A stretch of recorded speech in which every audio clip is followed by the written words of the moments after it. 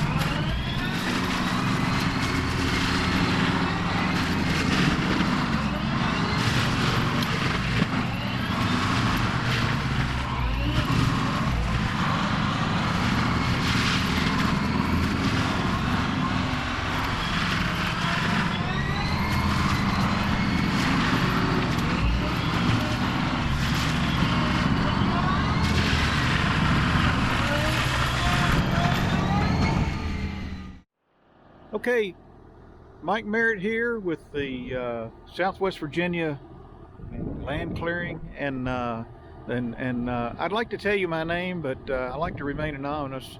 But We call you Scott. no, Mud is what generally people call me. But anyway, this is the Humble Haymaker, and I've got my own channel, and I'm making a video of all this. And he's out here clearing these autumn olives for me, and so I'm making some video for him, and I thought we'd just kind of do a little run through some of his equipment here. So why don't you tell everybody about what you got? Yes, sir. So this is a Takeuchi TL12. It gets called lots of other things. Mostly, the most common one is Takeuchi. Right. It's not what it is, but that's what everybody calls it. I heard Takahashi just recently. It's a Takeuchi, and it's a TL12 V2, and it's the biggest. Other than this big monstrosity Case came out with recently, this is pretty much the heaviest skid loader on the market, and it's super stable. It's got plenty of power, plenty of hydraulic flow, and it runs this head really well. And tell us about the head. The head is well, it's not a Takeuchi. It's not a kind of rebadged, right? It's rebranded as a Takeuchi, but it's made by FAE, and FAE is a well-known, world-renowned forestry equipment manufacturer. And it's completely hydraulically driven. Yep. And these are the cutters. Yep. Right in here, and this thing runs right on the ground, doesn't it? Runs right on the ground. Sometimes you want to be more in the ground, sometimes you want to be less in the ground, but once this thing kind of catches the ground, it tends to pull it into the ground, so I don't worry too much about it. Right. I've got another kind of teeth that I've used on other autumn olives, on another autumn olive job. Right. And I've told them about this before, but I haven't put it on. I haven't made that video yet, so they don't know this. And I may actually switch to them, at a break later on, just on some of these middle ones here. Right. There's a single carbide you can get, 'cause these are the double carbides, and they're pretty much indestructible. You can break them if you hit a piece of steel or whatever, but you pretty much don't have to worry about these. You just change them when they get really old and round it off. Okay. But I've got these knives on here now. They're not super duper sharp, but they were brand new yesterday. Yeah. And they're cutting great. So you got a push bar here that you kind of push things over with, and this is especially good for this autumn olive stuff, because it's just so pushy, as long as we don't get too much stuff up under here. Right. And it just grinds this stuff. I mean, it's like mulch, is what it is. And so in here on this farm, with this is going to be a hay field that Mike's clearing, and so this field had grown up in autumn olives, and when I bought this field, pretty much the whole thing was covered, and I've been kind of knocking them out a little bit, and like I may have said, I had a guy with a backhoe and a thumb took some out. But why don't you tell about how you attack these autumn olives in order to make it go more smoothly? Yeah, well, normally these are growing directionally, and I was telling you earlier, the first thing I mentioned, or the first thing I noticed when I started on that end, is that they were growing, the middle of them was growing straight up, which is to say they were growing out in all directions. Right. Evenly, and it was hard to approach them, because kind of like those that one right there. Right. And so, but as I moved further in, I noticed actually as you move further back this way, you can see them laying over more and more. Yeah. And my assumption is that these back here are actually older. Yeah. Because usually they start at the edge of the field and move this way. But you see, these are not pushed over. I haven't touched these yet. Yeah. But these are just they just look like they're growing towards this field where the sunlight is.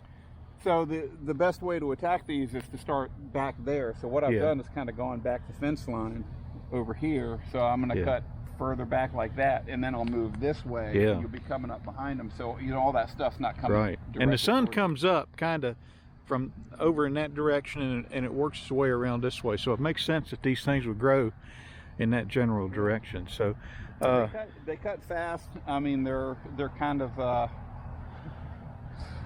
this kind of thing that you can say you hate them, but I mean they're good for business. Yeah. They almost single-handedly can keep me in business. But I mean, I think these are, you know, a lot of these things got planted, and I don't know if people know this. Well, a lot of people have never heard of these things. Yeah. And I try to talk about them from time to time because they're pervasive, and once you recognize them, you'll always recognize them because they're everywhere. But they just take stuff over, and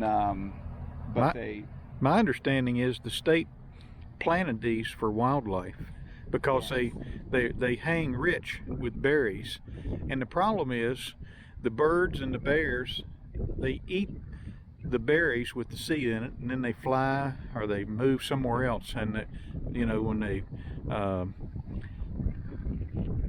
deposit the remains of whatever it is they ate, then there's seed in the ground, and they just grow like crazy. And I can tell you, when I was a boy on this farm, the cedar tree was the big enemy growing in your pastures, and now they're your friend because they'll shade out the autumn olive. But once they get started, then, you know, this field right here, I bought this a number of years ago, and whoever had it before me, they did not stay on top of these things, but we sure will. And so okay. I like to tell people this is probably brought to you by the same people who brought us stink bugs. Yeah. Somebody once upon a time thought stink bug would be a great idea. Hey, why don't we introduce these here? Yeah. Okay. I'll let you get back to doing your thing, and like I say, this is the Humble Haymaker, and I'm doing some videoing for Mike for his channel, and so if you watch my channel, that'd be all right, but be sure to go check him out. Be sure to check out Mike's channel, Southwest Virginia Land Clearing. That's right. And subscribe, comment, hit that bell icon so you'll get notified. And if you need some of this kind of work done, reach out, and I'm sure he can deliver the mail. There you go. All right. Thanks, sir.